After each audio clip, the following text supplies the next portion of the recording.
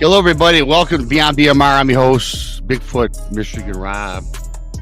This show goes beyond cryptids and Bigfoot. We take you down a much deeper rabbit hole. We take you down and cover all subjects beyond our very ohms and realities. We look at strange phenomena and the unexplained, such as time travel, alien and UFO existence, strange hauntings and mysteries, as well as the paranormal. We focus on how all of these things come full circle. Tonight, along with Krista, my sidekick, we bring you Kim Dost, Paranormal Experiencer, Contactee, Abductee. She's got a whole lot to talk about. Could be a fantastic show. If you like what we provide, please subscribe. Bigfoot, Michigan Rob on YouTube. Texas Front Porch on YouTube. Of course, don't forget the Blondes and the Booze Paranormal Podcast. Also, the Super Chat is open if you care to donate. That would be awesome. But more importantly, please share us out. Spread the good word. Subscribe. Hit the thumbs up. Sorry about that. And anyways, we have a great show. I'll be bringing both Chris and Kim up here in just a second.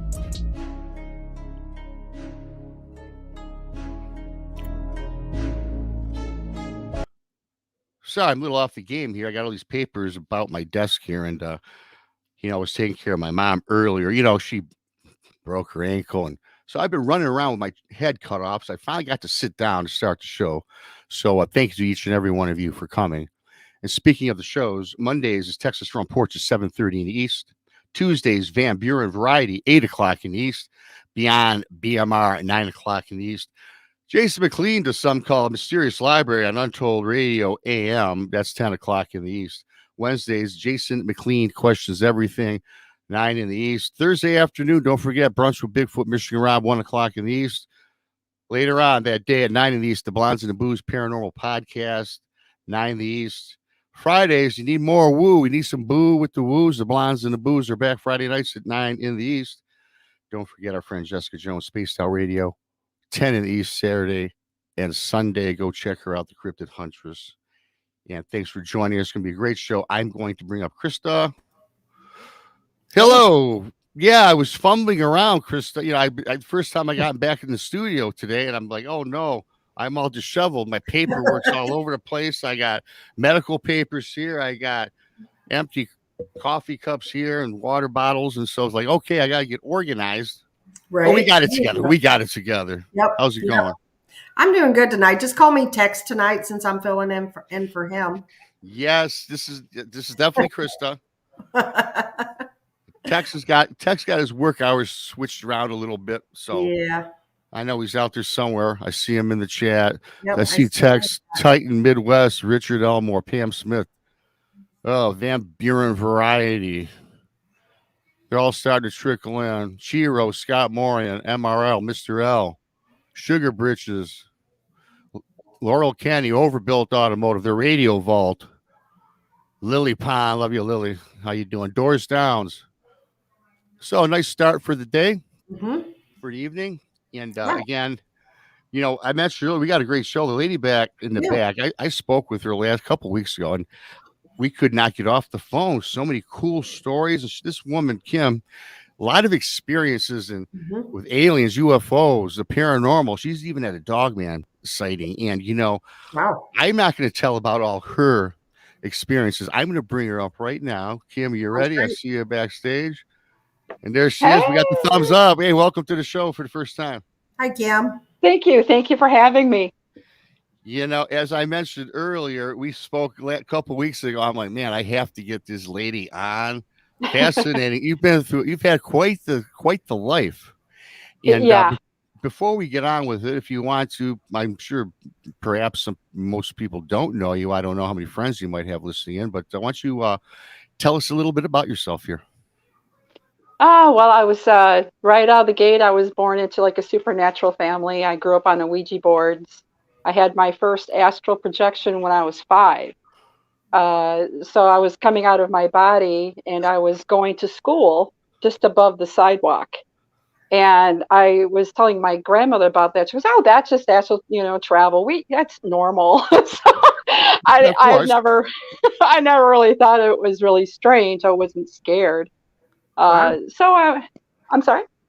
I just said, wow, that's Yeah. Yeah, yeah. I was 5. I was just going into first grade. So, and I just remember just being a few inches above the sidewalk. And I remember the feeling of just going up and down, and my friends were talking to me, and it was just that whole sensation of flying. It was just amazing. wow. And that's the earliest thing that I can remember of seeing that. We had a spirit, I think, in our closet growing up too. It was a little girl in my bedroom, and I was always weirded out with the closet thing. So we never saw her, my sister and I, but we always felt her there. There was something about that. Sure.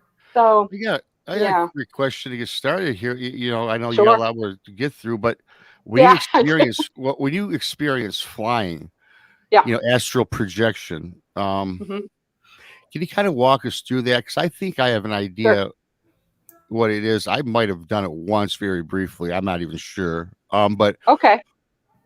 Yeah. what were you feeling? Were you? I mean, the question might sound dumb, but it's really not intended to be. Was it kind of like hovering over the Earth? Were you like in a different galaxy? I mean, what was that like? I was in the same dimension. I was still like in my childhood home. I Okay. literally felt my soul come out of my body, and I went down the stairs through the front door, and then I was on my route to my elementary school, and I felt like I was on my street. Nothing seemed, the cemetery. I saw the cemetery. I was living between 2 cemeteries too, and so the surroundings were the same. But it was that sensation of flying. I had my consciousness with me. I was definitely Kim. I wasn't anything else. Everybody seemed real that I was flying with. They were walking, but I was flying. But it was definitely my neighborhood. The houses looked the same. It was just that sensation. And then I remember like a big pop going back into my body when I was done. And like, it's like I went into my chest and it was like a big, and then I was awake. Wow. Yeah. Wow. It's the same feeling I had when I was abducted in 2012. So when you went, did you want to go back in your body? Were you knew what you were doing No, I was having a blast. you were? I didn't want to. I was 5, and all I wanted to do was fly. And I was so mad that I came back into my body. Gotcha. Okay. Wow. So that's fascinating. And okay, now you Mhm. talked about being abducted. Now, when we were Yeah, talking last, you and made mention. I imagine you were being chased by a UFO, from what I recall. I mean, you've seen a yeah, UFO, a craft, and then yeah. maybe years later, you think you might have been abducted. Is that how that went? If you want to walk us through that, just take your time, and Yes. it's a Okay. fascinating story. Mhm. Yeah, it's really it's an amazing experience. So in 1978, I was 15. Am I allowed to say the city where I was? You can do whatever you want. Okay. Well, Most things you can say without getting okay. censored. We went over the censorship material earlier. Mhm. Okay. Well, I was in Holly. I grew up in Holly, Michigan, and Mm. so a friend of mine was coming to get me around midnight, which my friend would usually do. We go out and have a cigarette and listen to some music, sometimes smoke some weed, whatever. And he went to come get me around midnight. And just as we were walking down the street towards the woods, because I was in a very country area, I look over across the cornfield, and there was this craft. I don't know if you can see it, but I kind of drew it. But the paper is really dark. Can you see that with the lights in the Yeah. windows? Yes, Yeah. nice. Yeah, I can see that. Yeah. Yeah, it looks like a spacecraft with some lights. Perfect. Yep. Yeah, and the windows were kind of, curved out. But I saw across the cornfield there was this craft, and this thing was hovering over my friend's house. And I said, look over by your house. And as soon as I said it, I started running. And then my friend was running right behind me. ran into the woods, and we ran into the shed. It was this dilapidated shed. Didn't have a door, but I get goosebumps just talking about it. But I remember peeking my head out, and the thing was mammoth. It covered the stars. It covered everything. It was so crazy quiet. Like all the crickets stopped. It was a summer night. Mm-hmm. The crickets stopped. The frogs stopped. And I lived on a lake. And everything just went quiet. And I'm looking up, and I'm like mesmerized. And I'm terrified at the same time. Mm-hmm. And I just remember staring at it, and it was just, I couldn't stop looking at it. And I remember looking at the windows, how outward they went. It was like a big bubble. And I was just looking at all the lights going around and around, and it was really crazy. How big would you say the craft was, size-wise? It was probably literally about maybe 150 feet above me, and a size of a football field. You know what a football field? Yeah, a little less than a football field. Yeah, because I was able to see the peripheral, but it was ginormous. The lights were. It was almost like putting you in a trance. Yeah, mm-hmm. and it's the only thing I can say. And at 150 feet hovering above you, that had to be ginormous, because really it was something that big. 150 feet is not really that. It's not that much, right? I got my hair standing up talking about it. Wow. So anyway, I lost time. I don't know how I got home. Mm-hmm. I woke up that next morning, and I woke up in my bed, and I'm like, that was not a dream. That was real. And I saw my friend later that day, and this friend didn't mention anything. So I didn't say anything because I didn't want to hear what this person saw or not, because I was still afraid. I didn't tell anybody until just recently. And you and your friend never spoke about it ever? Well, yes, I did 2 years ago. I called him. I said, this UFO experience is I was drawing everything. I was writing out my experiences and everything. Sure. And I said, do you remember anything? And he says, I remember hiding in the shed with you, but I don't know why I was hiding. Mm-hmm. So he has no memory of what he saw or anything. He just remembers hiding in the shed. It sounds like to me you were both abducted. He was too. Yeah. And this person has told me that he does get visits from aliens at night sometimes. Wow. Yeah. And so during this first experience, you were how old again? 15. 15.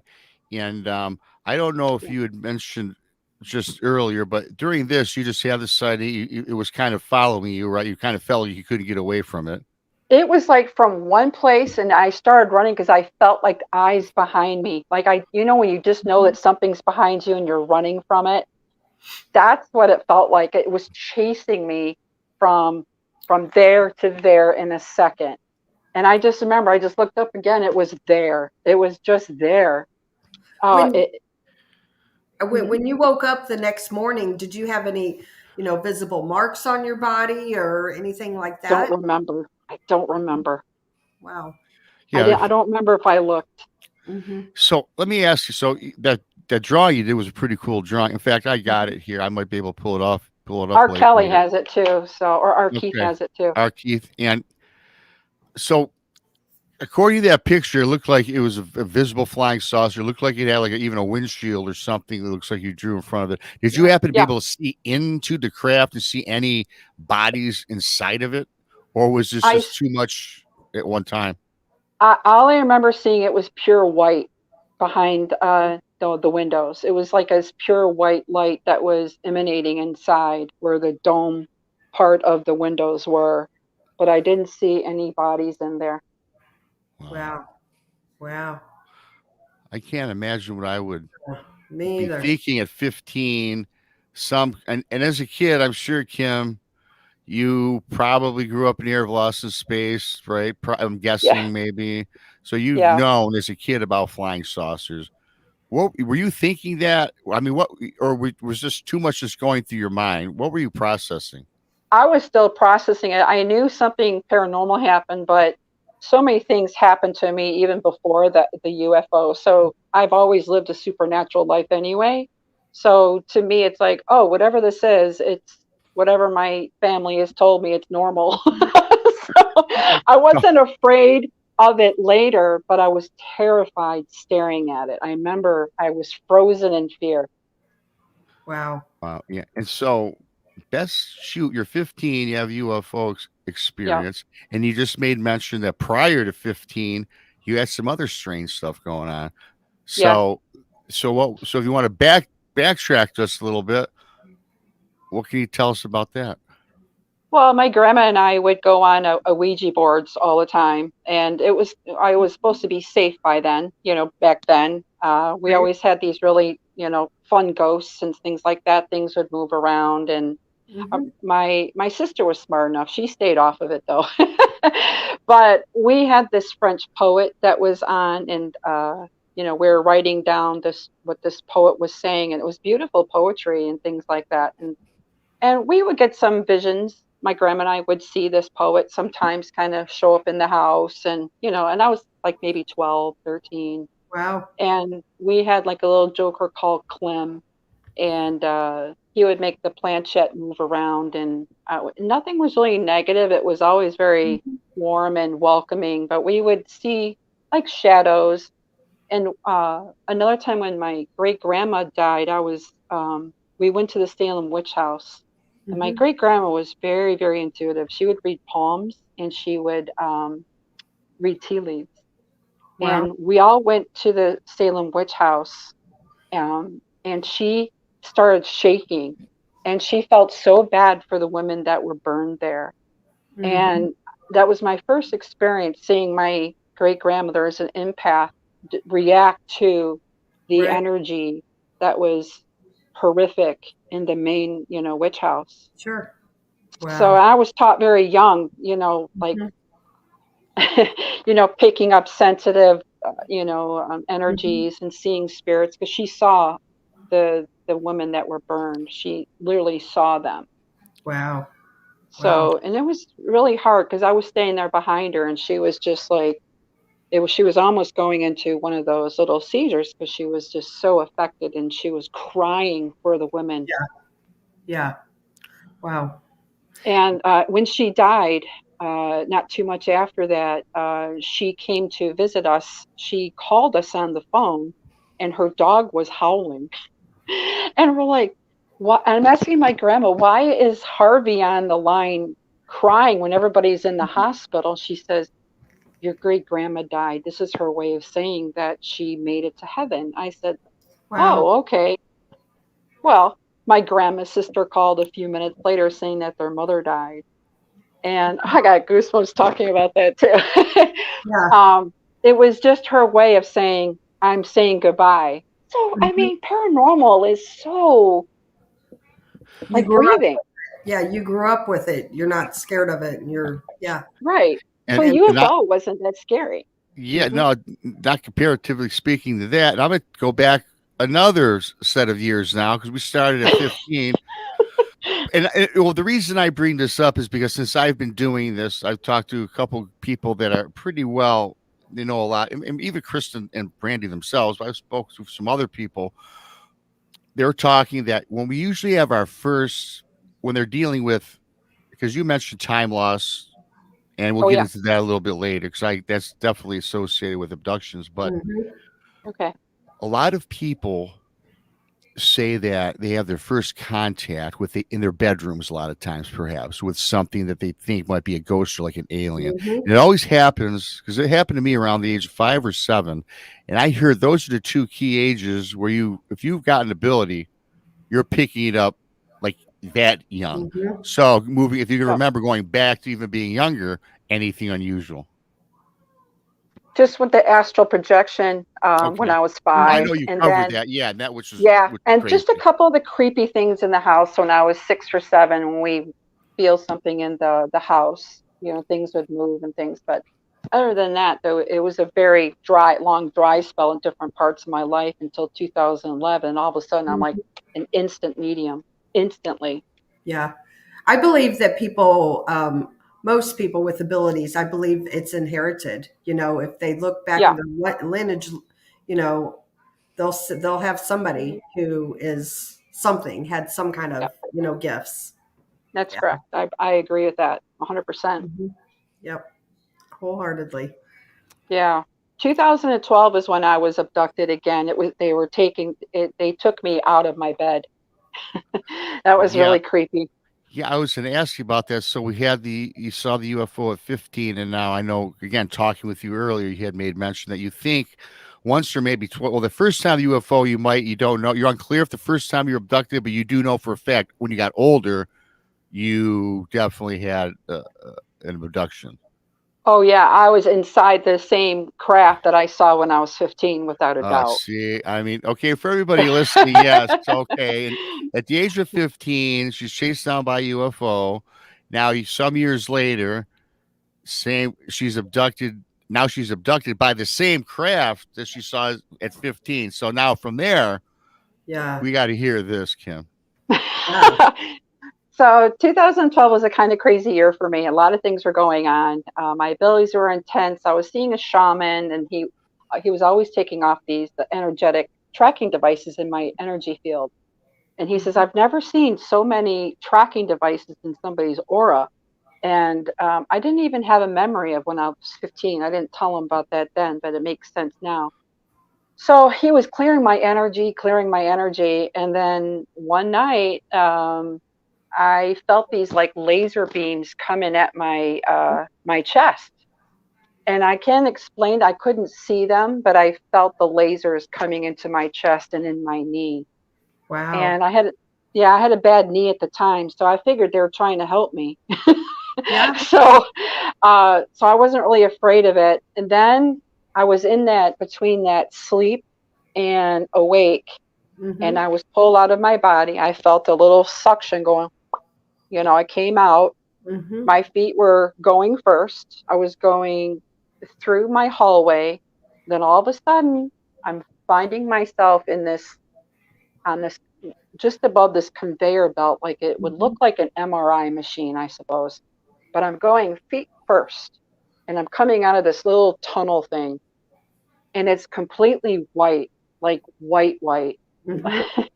And there were 4 people to the left of me, and there were 4 people to the right to me, and they looked human to me. They didn't look weird or scary. Sure. I wasn't afraid or anything, but I was floating, and all of a sudden I stopped, and where my feet were, there was a gentleman standing there, and he had one human eye, and the other eye was either reptilian or feline. I'm not sure which, because it just was a slit. But he looked like he could have been from like India because of the color of his skin and the color of his hair, but he was a hybrid of something, and he had a doctor's smock on. And I'm like looking for a name. I couldn't find a name. And all of a sudden, I'm kicking and screaming, and I'm noticing I don't have legs and I don't have arms. Oh. And I'm like, what am I doing here? Get me out of here. And this doctor with a smock on, I suppose that's what he was, he said, Kimberly, what's the matter? You don't remember me? And he had like this smile on his face. And I'm looking around for help. Like I was looking for my grandma who passed away like a long time ago, like help me. But I remember the windows going outward, and I remember the lines in the window that was the same shape as the UFO I saw in '78. Wow! And so real quick question: when the doctor smiled at you, was it a friendly smile, or was it a creepy smile, or how? No, he was totally friendly, friendly. But I was just shocked that like I'm going through this tunnel. I couldn't move. I didn't have legs, and I didn't have arms, and I had my full consciousness with me. But it's like, where's my legs? You know, am I dead? Am I on my way to the pearly gates? I didn't know. I didn't know what was going on. Right. And I just remember inside the UFO, it was the brightest white. It was almost like they just painted it, and there was no furniture or anything. It was just, except for if you looked at Star Trek, you can see like a control panel, but it was just all like white knobs. Mm-hmm.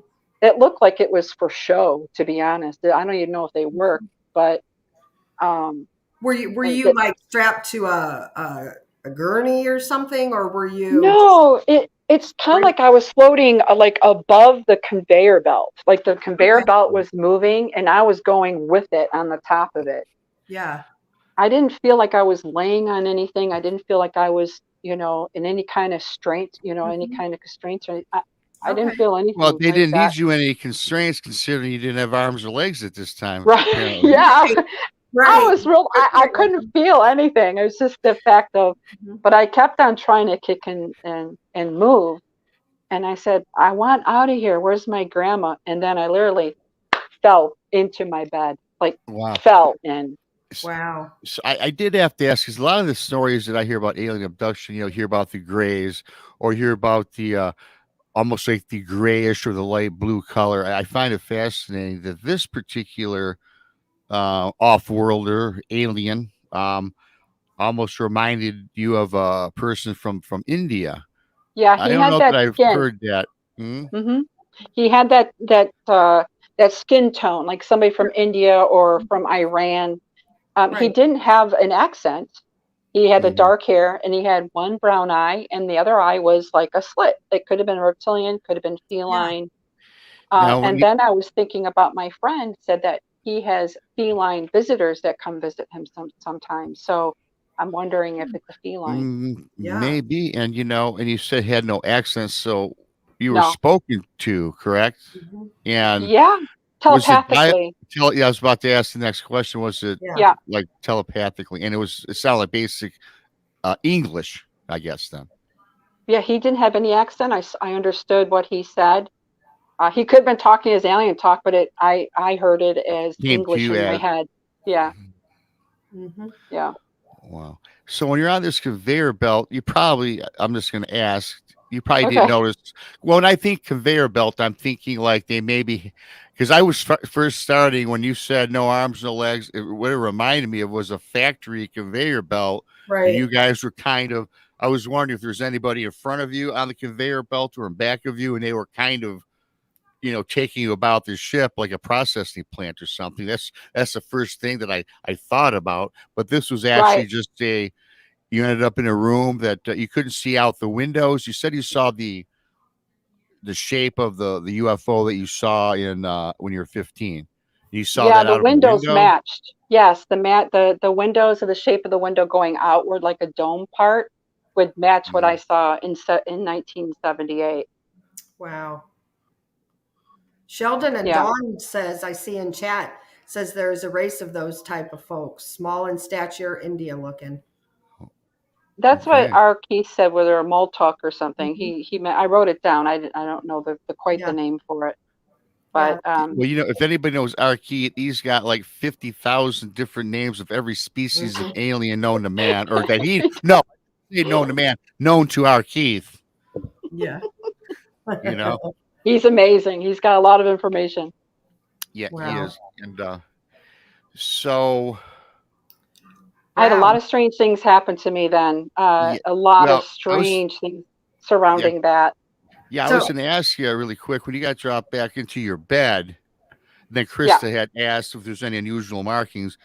So from there, did you remember anything? Or you said you did not remember, or obviously you remember now, you're telling the story, but when you woke up as a kid or a younger person, what was it like? Well, when I woke up, it's like I knew something happened. I remembered what happened the night before when I was 15. I know what I saw. I just don't know how I got in my bed. I have no memory of being plopped in there or walking home or being carried home. I have no idea. Neither does my friend. It's just like we have no recollection of. Was your friend returned to his home as well? Yeah, because I saw him later that next day, and Wow. he didn't talk about it, and I didn't talk about it. It's like we're picking under the rug, and I didn't want to know anything. I just put it in the back of my mind. Yeah. Wow. That's pretty amazing. Yeah. It seemed like he seemed like he was so nice to me. Like, come on, Kim, it's just me. I'm like, I don't know you. Where's my legs? Mm-hmm. Where's my arms? And yeah, you could be nice all you like, but you're abducting me. I'm missing my right, limbs, and you want me to right, think everything's hunky dory here. exactly, What is going exactly, on? right. And then mine speaking to you, and then it looked odd. I'm sure it probably didn't. It looked humanoidish, probably like we've all seen, and Right. it Well, probably did it look kind the, of like a gray, or did it look totally different? no, he didn't even look alien except Okay. his eye. Oh And wow. and I think I sent you a picture of what I drew on the conveyor belt. I think I showed you, Rob. I sent it to you. But there were 4 people to the left of me and 4 people to the right of me. And then there's this one lady that I specifically remember. She was to my left. She had short blonde hair and she was looking at me. They weren't smiling. They didn't look menacing or anything. Mm-hmm. But I just remember that particular one. And the very next night after that happened, I was crying because my husband and I were going through a hard time, and I was crying. And this woman said, "Who are you?" And I says, "I'm Kim. I'm a medium. Can I help you?" She entered my body, starting to the top of my head, Mm-hmm. and I felt this tingle going all through my body, and I was shaking for like 20 minutes. I'm like, "Oh my God, do I need an exorcism?" I was like, I don't know if it was a walk-in. I think it's a walk-in, but not quite a possession. Yeah. But I think it was that woman that I saw in the UFO. I don't know why I can link them together. I just had that feeling. Because walk-ins are pretty common now. They have to finish what they're supposed to do, they didn't do in their last life. So do you believe the lady in the UFO was deceased then? Or do you think she No, was I think she was an alien. No, I think she was an alien with this guy, and I think that she had to walk in to finish something because it's been a very crazy ride since then. Wow. Like more abilities, yeah, seeing more things since his retina surgeries. Mm-hmm. It's like it's heightened it. So yeah. Wow. Well, anything that has to do with the eyes, what I read up on, that's the key to a lot of these things, opening up that third eye, as they say, right? Mm-hmm. Yeah. If you're not ready, though, I wouldn't highly recommend it. I was clearly open. The shaman opened my eye, and it's like I saw the dark, the light, and everything in between. Wow. Yeah, and when you're seeing these things, is it as clear as day? Is it as clear as like if you're talking to somebody in person? Yeah. And you understand everything, and you have yep. You feel, I mean, you're present, right? I mean, physically, even though it might be an out of body experience, I guess. Well, it all started when I was working at a government job. I don't want to say too much about it, but I started like seeing their dead relatives with them when they would come in, when they would need, need some service. And I'm like, how can I help the 3 of you? And there's only one there. So I saw these people as completely solid. So I had to actually leave that job because there was a lot of mold in that office. But I was probably going to get fired anyway because I was seeing a lot of spirits, and I ended up giving people readings. Wow. Oh, wow. So let me ask you, you're seeing spirits at your place of work at the government office? Yeah. I don't want to say too much again. In trouble, that but could get you in some trouble, I think, Kim. Yeah, so I don't want to say too much, but no. I tried to restrain myself, but you can tell the universe is like, Kim, you need to leave that job, and I fought it for a long time, but I was transferred to an office with mold, and I was getting very, very sick. I was going to the doctors too much, but here I am. I had to quit. Wow. Pretty amazing. Yeah, I was forced to. Mm-hmm. Wow. I mean, that's a lot to go on. And then as far as the aliens and UFOs go, was that after your abduction where you recorded anything Now, did anything happen again, or is that the last experience that you've had with either UFOs or alien life? I get visits through the night. I have a dog, and he is part healer and part husky, so he's like 50 pounds. I get touched through the night, grabbed or whatever, and my dog will straddle over my body and look at the ceiling.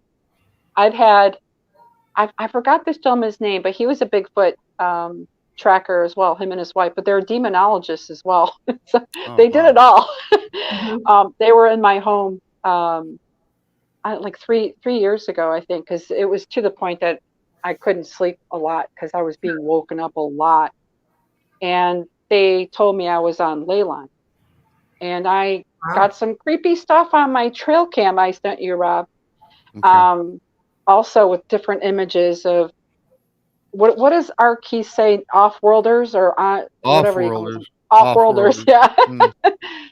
So I can't see them, and I can't stop them when they're grabbing me and talking to me. But I have an alien sense of it more than a demonic sense of it. Sure. I don't feel like they're demonic. I think they're more off-worlders. Yeah. And again, off-world, I like that. That's a pretty good term. Now, when you had made mention about being like a contactee, now let me ask this. Keith, though, if we refer back to Keith, he will be, he physically speaks to them, and he knows all the language. I mean, he will tell stories about that are just so incredible as he relates to them. And with you yourself being a contactee, do you have communications with aliens? In other words, can you telepathically ask them what their agenda is or anything, or why they selected you to be their representative? If that's funny. Term. I've never asked them that, why I picked on. I asked my shaman friend, I said, excuse me, I said, why would they track me? I'm like boring. Well, you're far from boring.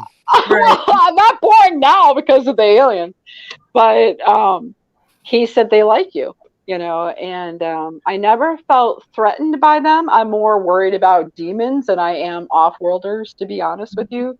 Of course. I've never felt scared of the aliens, although I know I've heard of the Greys being not the greatest, but I think I'm working with a hybrid of feline or hybrid of possibly reptilian. Gotcha. One quick question. You said, they're aliens, they're not aliens, and not demons. If I had our good buddy Jason McLean, who questions everything on the show, he would pose the question, well, how do you know they're not? I mean, I guess I just go with my intuition. I had my outs with the demon. I mean, I was face to face. He was on top of me trying to kill me. Not one alien that I've seen has tried to kill me. Mm-hmm. Well, that's certainly fair enough. I would, yes. We'll get into the demons. Chris, every time Chris is my co-host, we have somebody talks demons. And every time when it gets dark, I hate talking demons, but I'm going to have to suffer through it again. Thank you, Carrie. It's one encounter, so I don't we don't have to stretch it too long. No, it's okay. You can stretch it out. I said if I do 70% of the talking and Chris said, then it's a crappy show. But right now, it's spot on what I expected. Thank you, Lily Pond, for the super chat. Yes, thank you, Lily Pond. Yeah. We can, demons are a heavy subject. Let's do that after the break. We'll do that after, but no, we'll dive into this a little bit more. I mean, because I just think it's fascinating that you have this ability to communicate with off-worlders, or what about, or paranormal entities for that matter, right? I mean, I think, but you know what? Let me ask you, Kim. I'm a medium, so they're always talking to me. Do you think, though, as the average Joe, do you think we all have that ability? It's just some of us are in tune to it and others are not? I think everybody's a psychic. I don't think everybody's a medium. Makes sense. Mm-hmm. I think everybody has a psychic gift. It's just medium. I don't know why. I don't want to say it's special because it's really altered my whole life in not the greatest of ways. Mm-hmm. It's something I would say no thank you to. But we're all psychic for sure. Absolutely. we all can tap into that. Mm-hmm. So would that be kind of like, okay, if you want to give an example, let's say, because I have this uncanny ability, I can sum up a person in 2 minutes. I know what their intentions are. I know what I know if they're nefarious or if they're good-hearted. I mean, I just know that, and I can say that because I've picked out a lot of people throughout my life. I agree. My daughter's super good at that. She can smell somebody bad a mile away, and I'm like, "Oh, with love and light," and she's like, "Mom." Well, I did that at about 13 years old, and I knew this. I told my parents because he lived on my block, and I ended up going to grade school and high school with this guy. And throughout my life, I never hung out with him. And I told my friends not to hang out with him. I said, "There's just something unusual about this fellow, right?" And they're like, "Whoa, Rob, you're crazy. He's okay." I said, "No, I just feel something bad." So years later, when I got back from college, I found out that he did some unspeakable things to his grandmother and killed her. Wow. And it was the guy that I pointed out. Awful. Yep.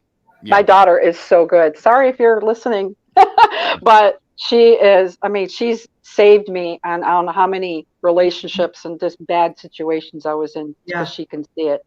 I've learned discernment now. I don't really trust a lot of people anymore anyway, but right. She's got that. And I'm the same way. I immediately know when I meet someone whether I like them or not, and not whether I like them or not. I guess by what kind of person they are. I guess I can read character. You know? And I know immediately, just instantly, what kind of person. I'll tell you, she saved me. I can't even tell you how many times she saved my big old butt with her intuition. Like, and I'm like, oh, it's okay. And she's always right. I'm like, always right. So she's really gotten me out of a lot of jams because I was into that new age. Not that I wanted this new age, but it's all love and light, and you got to be good and you got to see good. It's like, that's a bunch of crap. Like when you're a medium and a psychic, you have to like differentiate. Like even the spirits, who talk to me, there are people too. So some are jerks and then some are really nice. Like I had a murderer come to me. It was actually the victim showed me how she died from this man with the machete, and I lived through her death. Wow. And she didn't have a voice, and I had to acknowledge her. So again, you had mentioned earlier, you don't know, like some people will say that it's a gift some people wish they didn't have. Some people just thrive with it. I would never accept it again. I would say no, thank you. Okay. Well, you took care of my second question because I was going to ask if you see but you can see good though in people and bad in people, and I imagine you get all these things, however you'd want to speak on it, all this information, all these visions come in your head, some good, not so good. Yeah. It seems like when do you sleep? It seems like is it something you can turn on and off, or is it just something that hits you at random? It hits you at random, and it's not like I don't appreciate the gift, but it altered my whole reality when I was, living, when I was married and everything like that. It totally changed the whole dynamics in the household. And, and I wasn't ready for it. I wasn't prepared for that. I wasn't taught how to protect myself. I wasn't taught, it was just, everything was so cool as a kid growing up. I didn't know about, protection or anything. So I was open to just about everything and everyone, which is really not a good idea. Right. But if now going back, I've helped so many people. Like I gave a reading to this woman. She was 80 years old and she was being sexually assaulted by her father when she was young. And he came through on a reading. And we all people in the room saw this 80-year-old woman forgive her father right in front of us. So it's all worth it for that. But, we sacrifice ourselves. It's for any job that you're dedicated with, you sacrifice yourself and your family sometimes. Have you ever taken any type of classes or anything to learn how to, deal with it or no? No, I all learned on my own. It's like bumper bowling. Oh, I'm not going to do that. Or literally, that's how I learned. It's like, I've always told myself and others that I'm a hands-on learner. Well, you got to be careful what you say, because literally Mm-hmm. they'll give you all kinds of things that you're going to learn from. Yeah. So, yeah. But it's now that I have knowledge, I can pass it on. I personally took classes, and it's been 10 years now, but it really helped me because I've learned now I'm the boss and it's on my terms. Yes, exactly. You know, how to shut it off and turn it on. And I had no boundaries back then. So I was a people pleaser, and, you know, I had my own healing of my traumas, and everything was coinciding with everything. And it was just one big volcano. Yeah. Well, I was having issues with, just anxiety and panic attacks. And then, I took Paxil for 20 years for panic attacks and anxiety. Yep. And after Sarah Lamos is the one who helped me 10 years ago. And since taking those classes, I have learned how it's on my terms. I'm the boss. Yep. I do all of my woo-woo stuff. And I am off medicine. I've been off medicine for 10 years now. I don't take anything for it. And I don't have them anymore. Mm-hmm. I think a lot of mental illnesses are from people with abilities, to be honest with you, like schizophrenia and all that. I think there's a lot of empaths out there, and they're picking up on all this energy going out right now. And here, take this pill and take that pill. But I think once you hone in, like you said, though, once you hone in, you understand what your abilities are. You just have more of an understanding for yourself. Yeah, absolutely. There's a lot to it, and it can be very overwhelming. So much. There's so much to it. Yeah, and I would think, when I asked you earlier about they come in randomly, I think that if it was something I could control, that'd be one thing, right? Where let's say you wanted to sit down and you wanted to get into contact with an off-worlder or a spirit or perhaps a person from the past, right? But to have these things pop in randomly, I can't imagine me standing in line at the grocery store or at performing my regular job, and all of a sudden I randomly get attacked with something like this in front of your boss. I mean, how do you explain your way out of that one at work? You might get canned or fired, right? Right. Here, let me renew your license plate. And by the way, your dad's with you. Thanks for that. Not good. I think if I was in line at the grocery store, I would play it off and just tell the story to the people in line with me. But I think at work, that'd be something else. So that would drive me crazy, just to have these random visions, I guess we could call them. Yeah. I had a vision 8 months before I moved. I had this dream around the same night that the second time with the UFO, and who this man was, he says, I'm in Florida, and gorgeous man, like, whoo, man of my dreams, this is great. And found out later, 8 months later, I ended up moving to Ohio, and it was her stepfather. I ended up giving her a reading, and he just fell off the face of the earth. I didn't know that at the time. Gave her the reading about this guy, and I said, do you have a picture of this guy? And she showed it to me. I'm like, that's the guy who came to me in my dream. So you don't have a choice sometimes. It's already pre-planned. Yeah. Like, they knew I was going to move to Ohio when I didn't even know I was going to be in Ohio. That was 8 months before. Wow. So you're on call. Yeah. Yeah, that's kind of a little, I don't know, maybe disturbing, right? Yeah. That your future has already been planned for you, and people know this and tell you what's going to happen, and it does. Yeah. It's like you have no choice. You have no choice. And you have no control over your life. It was really frustrating. That's why I wouldn't want it again, because it interfered with my personal life on so many levels. I thought I was going crazy. I was making the stupidest decisions. My mind wasn't right. Yeah, I wholeheartedly agree with you. I understand that, because I was at that point 10 years ago myself. And then until I learned how to control it and that I am the boss, I mean, my life changed after that. And honestly, I could say I would do it again, just because I do know how to control it now. And, it's on my terms, and I have helped people. So, I totally understand. Yeah, it rocks your world in such a bad way sometimes. Yeah, and it seems pretty involved with you, Kim, because I know I talk to Kristen and Brandy a lot, and I've even done this with some experiences that I've had where you sometimes it takes more than simply saying you're not welcome, right? I'm sure there's some that just blow right past that, and you got to be really adamant about it, I imagine. Well, they just flip you off in their own little way. Like, yes, yeah, like, well, I'm going to bother you until you give this message. And I'm like, you're like trapped, like what John Edward would say. You're trapped until you can give that message away, and it's awful. Yep. Yeah. Just BMR, if you're interested, we'll talk later. I love that. Yeah. Well, I'm always, I know you are, Krista. Hey, we're always interested. This is an interesting show. In fact, we're going to be coming up on the 5-minute break in a minute. In the second half, we want to get that paranormal and I guess kind of that demon stuff, I guess.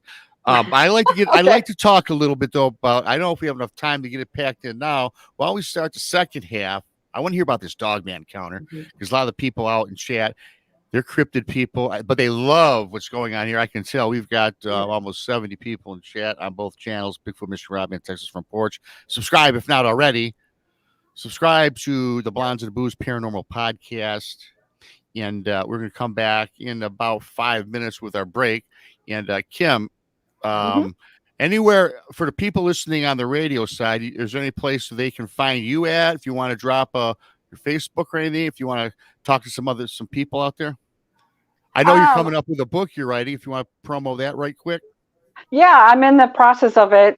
Living Beyond the Looking Glass. It's its new name. I was going to have a different name, but I like it. Living Beyond the Looking Glass. That's going to be the end, the final name of the book. I don't have a website. I'm just like, I just live up north, and I'm just like a simple person. But I find me on, Facebook, Kimberly Faith.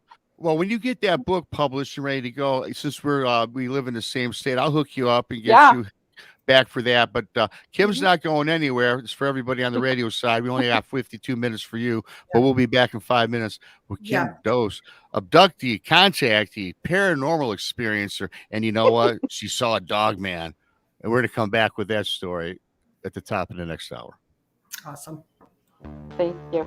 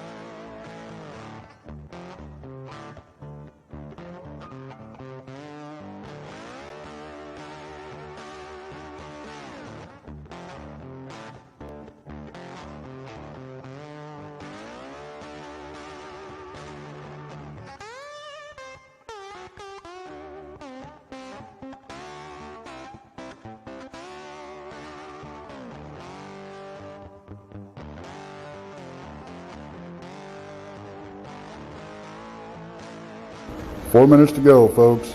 4 minutes.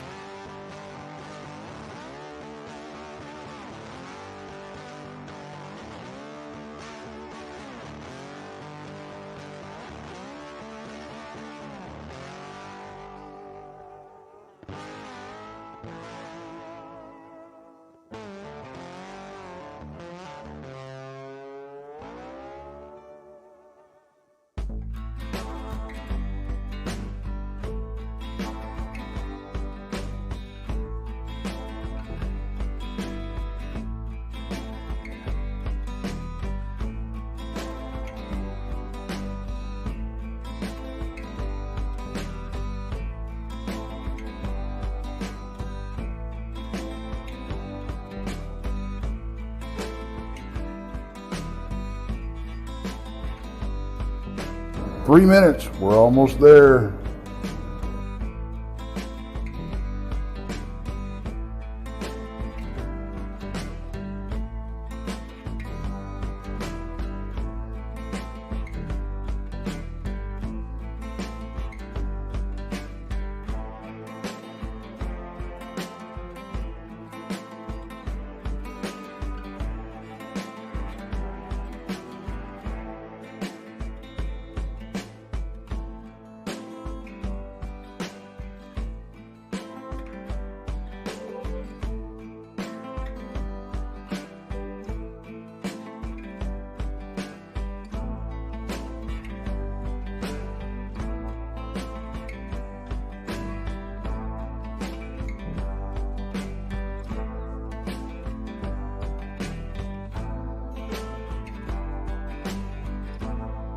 2-minute warning, guys. 2-minute warning.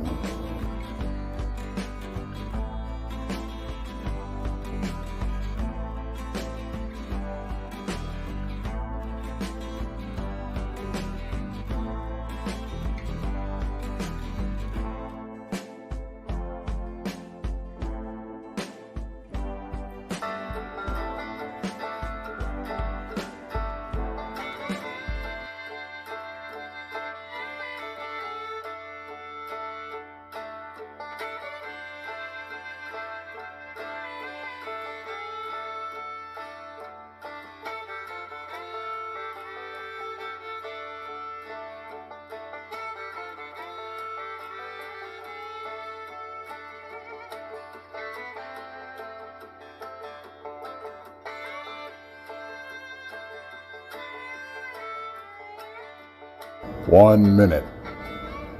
1 minute.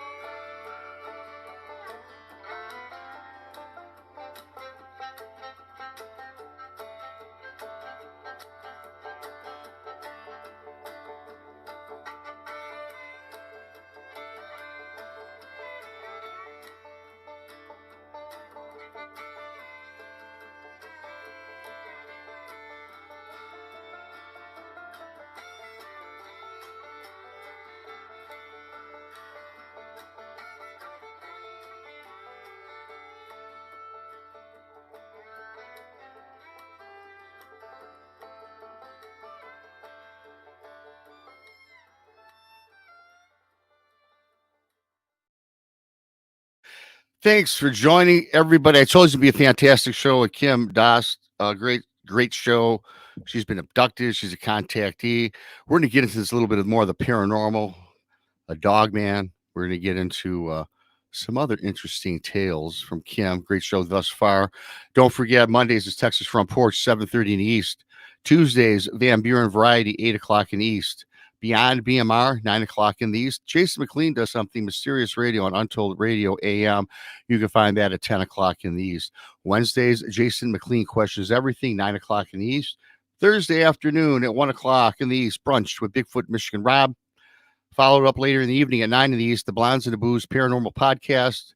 Go check that out. We got more of the booze, but we bring the woo, Blondes, the Booze, and the Woo Fridays at 9 in the East. Jessica Jones, Space Out Radio on the weekends, Saturday and Sunday, 10 o'clock in the East. Check her out. Also, go check out her channel. Speaking of Space Out Radio, don't forget, May 19th through the 21st is the second annual Spaced Out Radio Fan Party with Dave Scott. Is held in Las Vegas, the Golden Nugget Casino. Go check out the Brunch with Bigfoot, Michigan Rob Facebook page for details. That should be one hell of a show.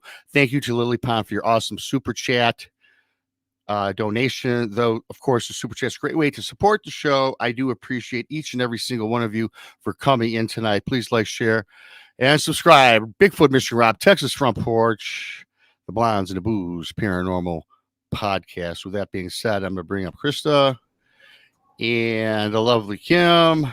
You know what? Real quick, you did forget one show. Yeah, well, you know, I got it. That's not written down. It's going to be debuting April 1st. Yep. Tex and the diva, Danielle Diva.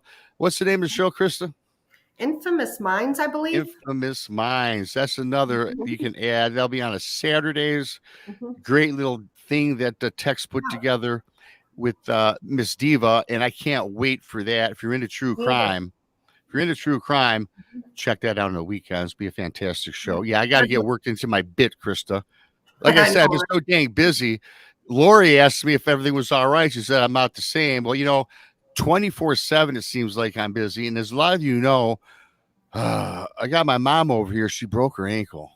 And yesterday I had to take her to the emergency room because an infection sprung. So I've not been sleeping much of late, taking care of Ma, taking care of the shows, and I do my other writing gigs. But hey, I'm not complaining, right? I'm doing what I love to do. Right. We all have responsibilities, and life does go on, as does the show. And speaking of the show, it's a fantastic show, Kim. And you know what? I like to just start this right here. Okay. We got to talk a little Dogman. You said you had an encounter. You said you had an encounter, and I know Krista wants to get into the demonology stuff. I can't I'm even all say about it. Dogman too, though. You know I that. get chills. Let's, I like the Dogman thing so, too. a lot of our audience, they love everything that we bring to the table. What about this Dogman, this creature? Well, okay, this was in Glenny, Michigan. So hopefully Jennifer's watching. Me. Yeah, close by me. Well, about 3 hours.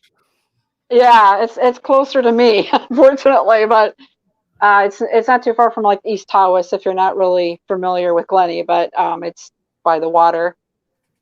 So my friend was contacting me because she's had like a lot of paranormal things going on in her home. There was a man that passed away in the home she lived in and whatnot. So, and she seems to attract this kind of stuff anyway as well. So, but she was showing me all these pictures of these canine prints, and they were like for 2 legs, not 4. So I don't know anything about Dogman if he walks with 2 feet. I don't know. Honestly, I don't do any of that. But I just saw 2 canine feet walking, but they were so far apart. And so I went over there taking pictures and whatnot. And she said, I've been hearing him on this thing on top of her roof. She said, it's on my roof.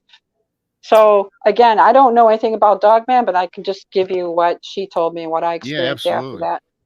But she heard, the walking, the leaping more or less on the roof, and then it was like invisible. It was light, but she couldn't see anything move. She just showed me, and I seen where these prints were. Well, after leaving her home, I hear. It's kind of like a howl, like I guess like what a wolf would be, but it almost sounds like a guy doing it, if that makes sense. I've never heard a Dogman before. This first time I've really talked about it. In fact, I didn't really get her approval. Hope she doesn't mind, but it sounded like a man doing it, but it was in the woods, and she says, Kim, there's Bigfoots in Glenny. There's a lot of elementals in Glenny. And I said, I wonder if I called it Wolfman. I didn't know there was a Dogman. And I said, it sounds like it's a Wolfman. Just if you've seen the leaps, they were like 6 feet apart, like it was leaping. Right. But it was a canine paw print, but they were big. It was the size of like a good pancake from IHOP. That's the only way I can That's quite sizable. It was pretty big. And it showed the nails and everything, but it was like 5.5 feet leap from the next one. So it almost seemed like it was leaping on the hind legs, if you will. So was there like snow on the ground where you seen these footprints? Yes. Muddy or yeah. Okay. Yes. There was snow on the ground. That's what made me think this is not a 2-legged dog. It's something. But it's the howl that I heard on my way home that the tracks went to the woods, and I had my window down because it was like February, I think. But I wanted to, since I'm an empath, I'm connected to the elementals as well. That's a whole nother show. But I sensed it was a wolfman of some sort, and because I was following and I heard it. And so it kind of not with your mind's eye. Oh, it was out in my ears from the atmosphere, but it raised your hair on your arms. It was so creepy. Wow. So, I mean, that's all that I can say on that. But I just remember her telling me that she heard something hopping on her roof, and then I saw the prints that were in her yard, and I heard the howling as I went home. Wow. And it doesn't seem like a wolf. It seemed like somebody doing like a pack wolf, like when you do it with your dog, but it was a little bit more howly than that. Yeah. Go ahead, Rob. I'm sorry. No, you can answer. Go ahead. I'll follow up. I was just going to ask if that was the only time your friend had that encounter with hearing it on the roof, or she might have had more, but she probably didn't tell me. She's an empath and very psychic, so she's had a lot of experience with elementals and things like that. So I don't know if she had any more. If she did, she didn't tell me. She moved like not too soon after that. Yeah. Like not too much sooner. It was really quick. Yeah. Gone. Well, I do have to tell you, Kim, where you live. Because, well, in the part of me, I won't give out exactly where you live. Well, I know because we spoke where you happen to reside. It's a very big encounter area for Bigfoot. And in fact, not too far from there is what they call the Dogman capital of the world, of Michigan, right? Okay, not going to say the world, but of Michigan. A lot of Dogman in Michigan. It's Michigan Bigfoot capital. Yeah, and for Michigan, correct. But there's a lot of cryptid encounters where you live. And for those of you just joining us, you got to go back and watch the first half because Kim talks about her alien abduction, her UFO sighting, and other crazy things she's had in her life. She's got an excellent story for those of you coming late. Right now we're in the second half of the show. So you had this encounter from your friend told you about the Dogman, and I guess what it probably was because I get inundated with stories from Michigan from that, and I had a Bigfoot encounter in Wexford, Michigan. Out at Lake Cadillac, which we're not going to get into, but yeah, and I've had many guests that I've had on, and in fact, a lot of emails I get, people are telling me about these creatures, and where this Glenny location is pretty much a hot spot too, and I'm going to definitely have to check that out this summer, I think. Interesting. So yeah, I had a weird encounter too in my driveway. My daughter was with me too. This is a few years ago, and there was this invisible body, but we heard a growl like right by our feet. Okay. And I didn't really see any prints or anything, but my daughter heard it and I heard it, and we both got and I was like, oh, it was a car that drove by. I didn't want her scared because she was spending the night that night. But there was something, it was just a couple feet away from our feet, and it scared the bejeebies out of us both. Was there any smells to it or anything? No, I had that encounter the first night I moved in, and that was a whole nother thing. But I didn't smell anything, but it was a low growl. Gotcha. Like a dog growling. It wasn't a coyote but it was definitely a low growl, and it was right by us. And I had my my porch. I'm pointing it like you know where it is. I had my porch light on, and you couldn't see a thing.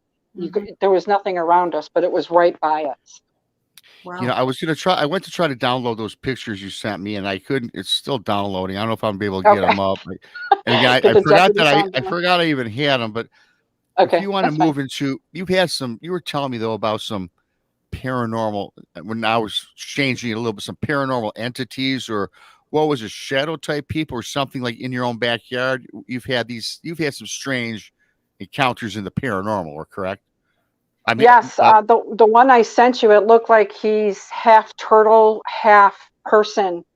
I had this church. I have a trail cam. I love wildlife. I get fox. I had a badger once. I have deer. I have all kinds of cool things. And this one occasion that was just last year, it looked like a shell, and it looked like a turtle head coming down. He's looking down. He's got legs walking. And I always sense something strange with the woods there. Like, I don't know why. I won't go past a certain part in the woods. Like, I feel like there's something in there.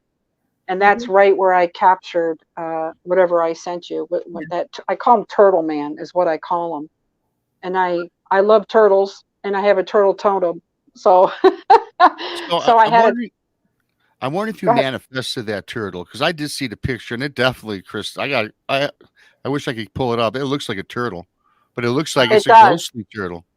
It does look like a ghostly turtle, and I love turtles, and it looks like half turtle, half man. So I contacted this one guy who's in this church, and they're trying to get the demons out of me because I was a medium, and they're sweet people though.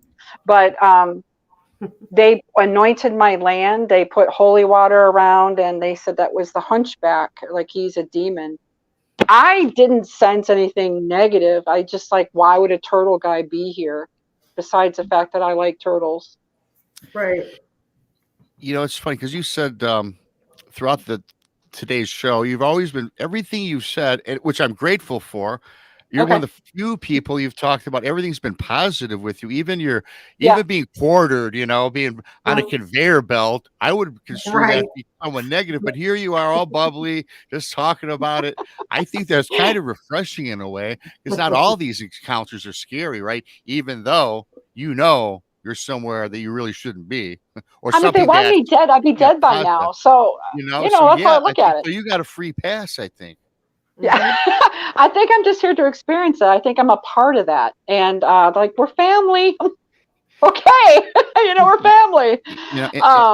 Just back off. So do you think that because of this, your positivity, you think that we've been talking about being a contactee, we're going back just a minute, I just came up with this.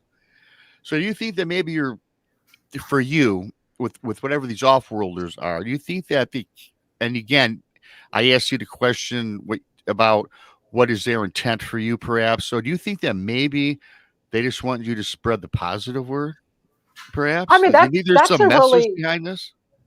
I mean, that's a good thought. I mean, I've never had an alien encounter, an off-worlder encounter. That's bad because I'm still alive.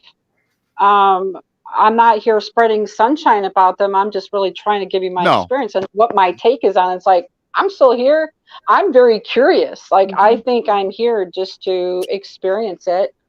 And, but I'm more scared of demons because of what I've experienced. So that's a whole different, can of worms. Real quick, Gene Hudson asked, do you mind if I put it up here, Rob? No, I don't care. Yeah, I mean, as far as alien abductions, Gene says, Kim, there's been women who have said during their abductions, they become pregnant and then they were abducted again and babies are delivered and taken from them. Have you heard of that? Anything like the weird like that happened, like where you could say, like they were surgically, you said, your chest and your knee and stuff, anything, medically. Well, I wasn't pregnant because I had my tubes tied. So I'm like, you're not getting any baby from me. So, the only thing I had a problem with my knee. A knee surgery didn't go well, and I was getting a lot of anxiety, and the lasers were going to my chest because I was very anxious with this new ability, and my knee. The doctor finally admitted that he made a mistake on my knee. So I personally think that they were. I mean, honestly, I think they were helping me. I think they were trying to. Heal my, my problems. Did it get better after that? Yeah. Interesting. Yeah. Wow. I mean, it's not like, you're healed 100%, but it was just directed right where the pain was. Yeah. Yeah. And the reason I only ask that is because my belief is this: anybody that has experiences, whether it's UFOs, cryptids, the paranormal, life after death experiences. I think certain people get called out because I think there's some message behind all of it. And I think it's up to us to, maybe determine what that is. My encounter I had, I think there was a reason behind that. Right. And it's kind of one of the reasons why I do this. Yeah. I was going through so much time right now because my husband was doing things he shouldn't have been doing. And I was, again, like, la, la, la, everything's fine.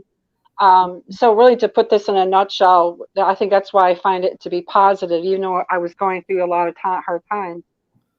Yeah. I think they were redirecting my life because I was just living with my blinders on. Yeah. And that's why I'm grateful for the experiences in some way. And even though they were hard as heck, but I think it was a purposeful way of learning things. And I literally had to be pulled out of there where I was living. And because of the relationship I was in, it was not healthy for me, like whatsoever. And I'm always a people pleaser. And I was just so focused on other things. So I think, to be honest, in the darkest of times, I think you're being redirected in something that you just don't understand for a reason. Yeah. I do believe that too. I believe we're all here for a reason. Certain things happen for a reason. It does not even have to be what we're talking about today, right? It can be anything. Right. And if it happens enough, because I don't really believe there are coincidences. We all have certain experiences, and I think we all owe it to ourselves to look inside what the experiences are to see what the reasoning is. Is there something we're putting? Because I think we're all put on the planet to do something. Yep. Right. Yeah. So I ended up leaving him for a while, and I became homeless, and I ended up in Ohio, and then that's when I met the neighbor where I was living in Ohio. And gave him the message of the man in Florida that I had a vision of. So it's all pre-planned, but I had to get out of that house. Right. Yeah. Right. Yep. Or out of that relationship, I should say. Yeah, I've heard of a lot of stories of people, where they've always had abilities, but they really enhanced when sometimes they were like at the lowest point in their life. Yeah, that's true. Yeah, and a lot of people blame the abilities for making it the lowest part, but it's like that's not it. They're really those abilities are actually helping you out of your low part, low points. Yeah. Yeah, it's almost like even if you had a negative situation, you can always turn the negative into a positive because there's something learned or gleamed out of all those things. And I know there's something that we can't gleam out of Chris's favorite topic. This demon stuff. Now, I'll be happy to talk to you about this demon. We will get into it because I did ask the question. It seems like all your encounters are positive. And then you had made mention, well, my demon ones weren't. So, we got to get into that a little bit. I just got to make sure. I just put the, locked up the doors and windows. I got my crucifixes set about the house. I'm ready to roll. Well, again, I think I encountered this because I was blind to the fact of what my husband was doing, and I didn't see it. My daughter saw it. Again, she's super smart. So one night I was out of my body, and I was just above my body, and I looked at the end of my bed, and I saw this 4-foot tall black shadow, and he had a perfectly circle head, and he was darker than the black of night. Like he was darker than the room. Right. And it looked like he might have had like a little cloak on, almost kind of like a Gregorian robe, if you will. But he was like 4 feet tall, and no eyes, no features. And the first thing I said, I'm like, oh shit. That's the first thing I said. Sorry, I don't know if I was supposed to swear. That's okay. I knew something was up. Oh my gosh. And so then I'm back down into my body, and I'm looking up, and I see him looking down, and he's coming at me, and he's floating right on top of my body. I couldn't move. I was completely frozen, like frozen. The only thing I could move was my eyes. Do you feel like it was paralysis? Oh, I was totally awake. If that's sleep paralysis, I don't know, but I was very aware of what was going on. Gotcha. And so he came up to his face. I could feel the breath of this demon or whatever this thing was right to me. Then all of a sudden he turned into my husband's face. Oh. And his right eye was right at my left eye. And I'm like, get off me. I'm trying to say, get off me. And I'm trying to do the Lord's Prayer. And I felt all these hands going over my mouth to stop me from praying. And I'm not a religious person, but I tried to say Jesus. And I said, Jesus, help me telepathically. And poof, he was gone. I know where he came from. My husband at the time was drinking. I didn't know he was drinking, but you can attract things with that. That's why they call it booze and spirits, right? And I think that was something that was attached to him that was attacking me. Could have been. Yeah, it was the scariest thing.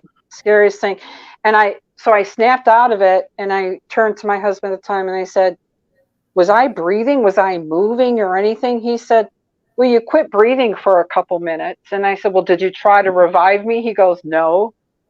So it shows me that my husband at the time he was very aware I wasn't breathing and he wasn't going to help me. So I look at it this way. This demon thing showed me who I was with. Right. yes, it was a scary experience, but it showed me where I was with that. Mm-hmm. It was such a cluster of so many things in that 1 month. I can't even count. It was dozens of different paranormal visits and things and people talking to me, and it was insane. Right. And I had to get out of there. Yeah. I get often confused too, and you mentioned about the sleep paralysis, and Chris has heard this before, and probably some people in chat. I'm not even convinced what that is. Now I've read up on it and I've spoke with other people. I was sitting in a chair in my basement, and I bring this story all the way up because it resonates kind of with your story, Kim. It's because, and if somebody comes on and has a similar experience, I got to tell them you've never heard it. Right. And it's like, I was sitting in a chair, I was watching some program late at night, and I know it was probably demonic in fashion. Okay. Whatever, but which now today I don't watch because I always have bad dreams. I always now, right? So anyway, I'm in its chair. Long story short, I'm sitting in this chair, and Krista knows that coming down the hallway, there's this mist hovering about a foot off the ground. Starts circling around the chair I'm in. Now I'm awake. I remember what I'm watching. At the time I can move, I pinched myself. I said, am I dreaming what's going on here? Because all of a sudden it starts swirling around my chair, and now I get very scared. And I know I'm awake, and I'm looking, and now I can't move, and my eyes are looking at this swirling stuff around my chair, and I go to yell out. There's no one in my house. I just wanted to yell out. I couldn't vocalize. Now I can't even move my arms or my legs. I'm getting scared. I start a cold sweat. Now I physically can feel a cold sweat, and this went on and on and on. It finally went away. Now I called a couple people. I asked them what it was, and so I'm not going to get into what they told me, but this happened again like 3 weeks later. And I do remember, again, like you, Kim, I'm not a religious person, but I do believe in God. Right. He's that's my higher power. Jesus saved me on so many things. That name is so important. I went to Catholic school for 7 years, so I get it. I believe, right? Yeah. This happens again. So just like you, in my brain, again, I can't speak. So I just started saying the Our Father prayer. Mm-hmm. Boom, instantly went away.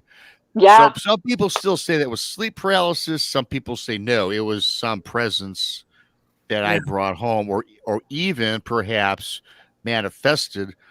Because I researched a lot of crazy stuff, and to the intent where sometimes I think you can actually invite this stuff in unbeknownst to yourself. Right. Oh yeah.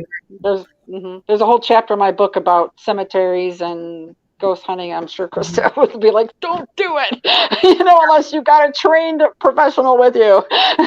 Exactly. Well, and too, and I'm not saying that neither one of your encounters was demonic. However, I feel like the word demonic gets overly used. There's a lot of nasty people. And William Nighthawk out here in the chat, he made a good comment there that said shadow people may be mean or evil in some instances, but not demonic. And I believe people, they yell demon, and it could be just a nasty, somebody who actually did walk this earth in human form. Right. Exactly. I agree with you. It could have been a demon or a shadow, but I notice when you say Jesus, they flee. So to me, I don't know. You say that to an alien, they're like, "Screw you! Like, what are you doing?" It's like that movie Paul. Like, what are you talking about? Right. Well, there again, when you say Jesus and you were saying the Lord's Prayer, your intent is there too, and I'm all about intent. Rob knows this. Oh yes, my new part of my vocabulary intent. So your intent is there to get rid of it as well. Not saying Jesus didn't have a hand in it, because I too believe in Jesus. He is my higher power. However, but your intent was there to make it go away as well. Yeah, that was in the very beginning when all this was just starting to happen to me. I just went, okay, Jesus, he'll help me. I was usually actually using Apollo as my guide back then. But somehow I brought in Jesus, and literally, I was having nightmares. I was seeing this thing. And then as soon as you say Jesus or you do the Lord's Prayer, they flee. They don't like that name whatsoever. Yeah. So I talk to Jesus all the time. I feel way more protected now. Mm-hmm. You know, and it's weird that you guys mentioned that, because like even when I was a kid growing up, I knew I didn't. When I was growing up, today I realized a lot of my experiences were of something else. I know I've seen ghosts before. I'm Mm-hmm. pretty sure I saw a Bigfoot as a young kid at a cabin, but I didn't think much of it. And again, I had that intuition about other people that I could always Mm-hmm. sum people up. But it wasn't until 2017, or when I had my Bigfoot encounter, that I seen I seen the creature. But it seems like my senses are even more heightened. You know, Lily Pond Yeah. even bring up the question, do you think what I seen was the energy of the Bigfoot I saw? Well, I definitely had some experience, some energy from that thing. Perhaps I did, perhaps it wasn't, right? But since that encounter here 5 years ago, right? This 2023. Yeah. Yeah. So yeah, it's 5 years, all gonna go on 6 in the summer. My senses are even more heightened. You know, I Yeah. never seen things that I see today. And it's not every day, you guys, you know, but you Sure. can just tell when things are Yeah. different. Yeah, me too. Since this whole thing with the UFO, when back in 2012, I mean, people telepathically talk to me, and I look at them, and then I answer back telepathically, and they look at me like, oh, she heard me.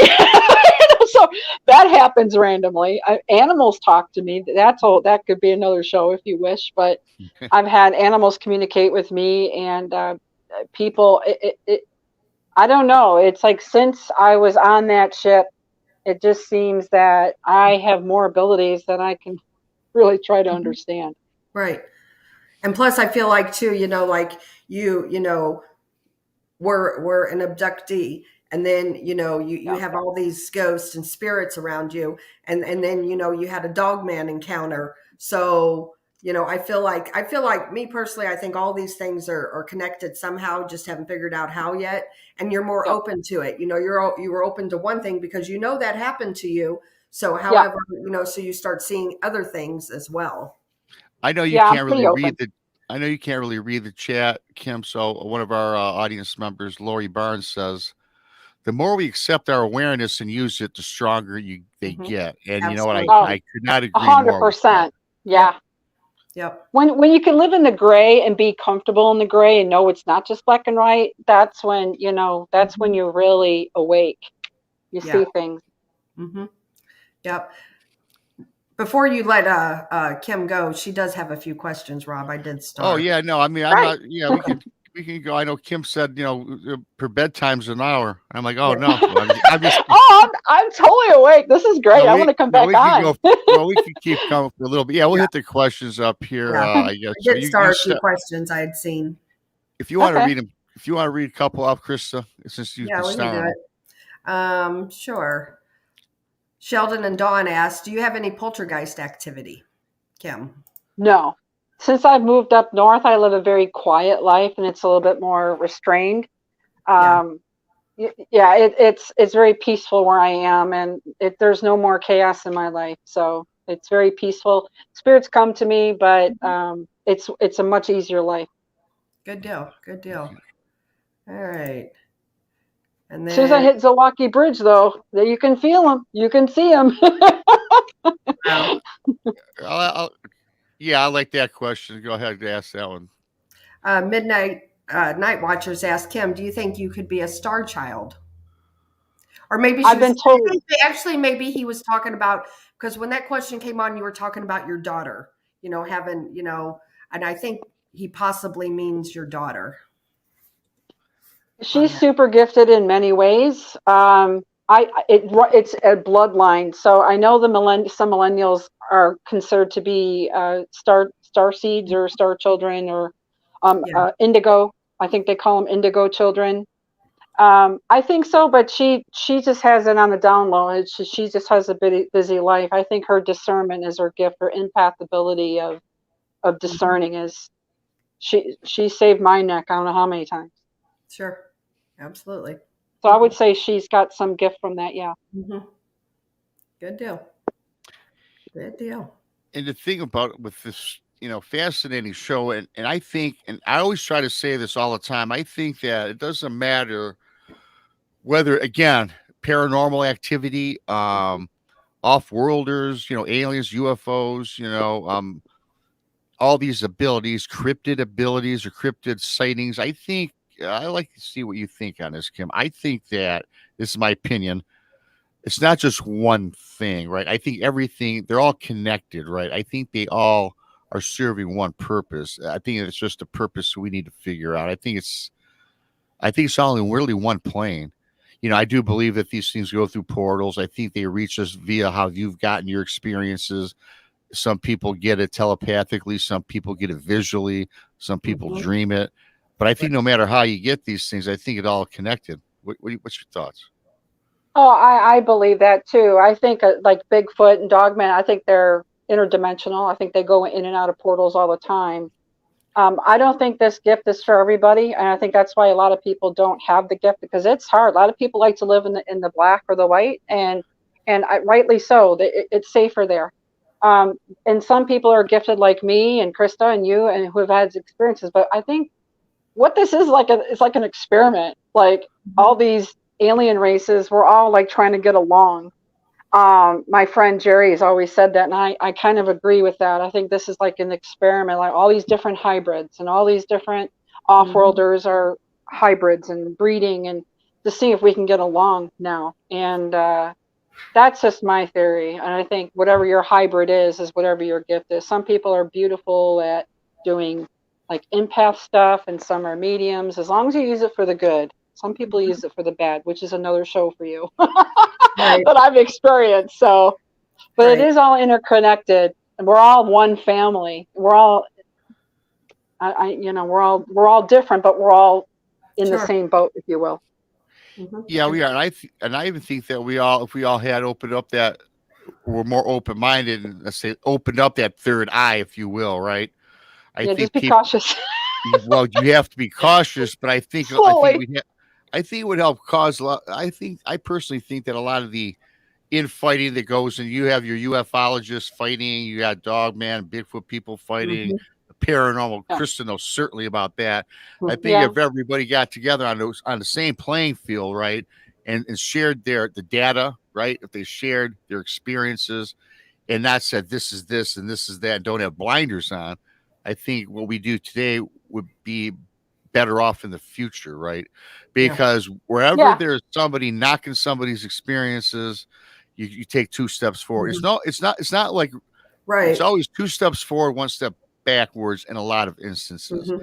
And that's why we do these shows, because we accept what you bring to the table, because I always say this, I believe in anything is possible. Yep. And that's because I know that what I've seen with my own 2 eyes. And after seeing this, I'm more open to other things that 10 years ago I was never open to. As a kid growing up, I believed in all sorts of stuff. But I was a kid too, and I thought it was my imagination when I got older. But now I am pretty sure it wasn't just my imagination. Right. Like I thought everybody flew out of their body at 5. I didn't know. Oh yeah. Yes. Yeah. And and as kids growing up, if you have a nightmare, it's your mom and dad being the protector, as they should be. That was just a nightmare. You didn't see that. Stop crying. You didn't see this. There's no such thing as monsters. There's no such thing as aliens. And as kids, most families, most people, they're going to tell their kids that. And so you're going to have this false narrative, I think, because now I think the narrative is that these things were really happening. Not 100% with everybody. We all have nightmares about fake things. But I think half of the things our parents tell us regarding the monsters at night could actually very well be something from a different world, right? Yeah, absolutely. Well, I saw the Grim Reaper, and my grandma saw him in my dream. So I was going to die that night. I had a really bad flu. I had a really high fever. I saw the Grim Reaper, and I told my grandma the next morning, and I explained it to her. She goes, I saw the same thing. I saw you in your bed with the Grim Reaper standing next to you. So it's normal. Like, that's normal what I grew up with. So it, like you said, though, it's all interconnected. Like, why did I see the Grim Reaper? And I wasn't scared a bit. Right. But I think my grandma's love fought for me. I think she fought for me to live that night. Yeah. And I think too, like people who, to me, there's no wrong answer in any of this. I mean, it's a big thing, in like the cryptid world, people are, they're dead set, they're flesh and blood, or they're interdimensional, or they're Nephilim. But you know what, to me, it's what, there's no wrong answer, because that is what that person encountered.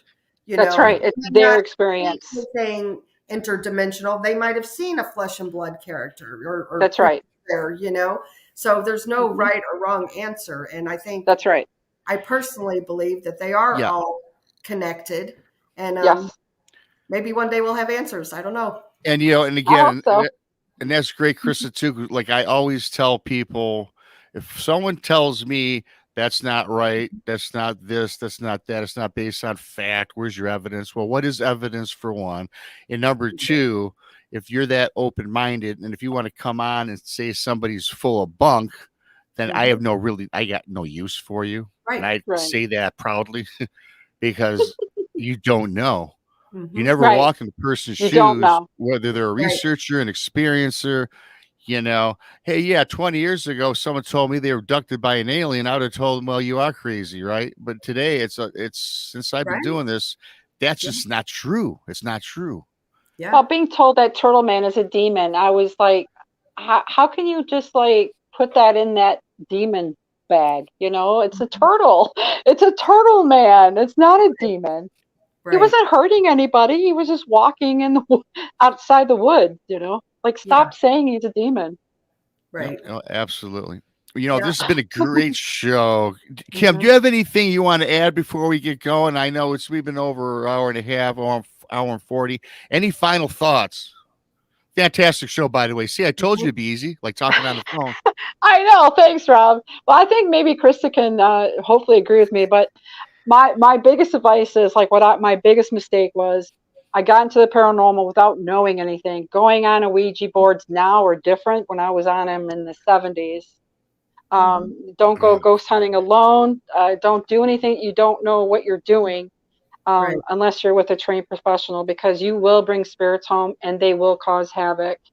And it's hard to get all those goobers off you once they're attached to you. So just use your noodle and get good advice before you go ghost hunting and do crazy things with the paranormal, because it really is a real world out there.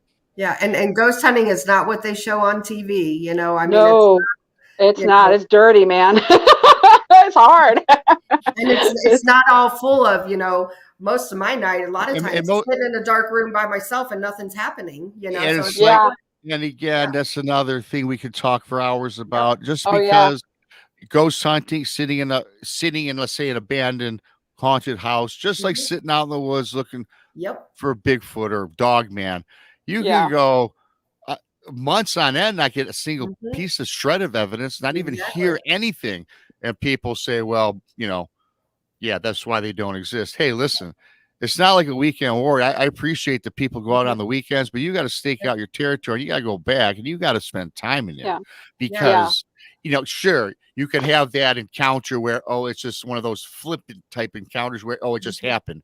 It just happened to be in your paradigm that day.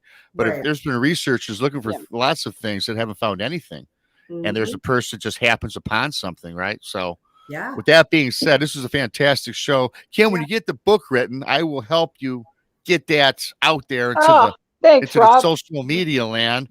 Lily Pond, thanks for the awesome super chat and all the rest of you. Thanks for tuning in. You guys, if you're just tuning in late, you got to catch first half. Kim's got some fantastic stories. I love this show.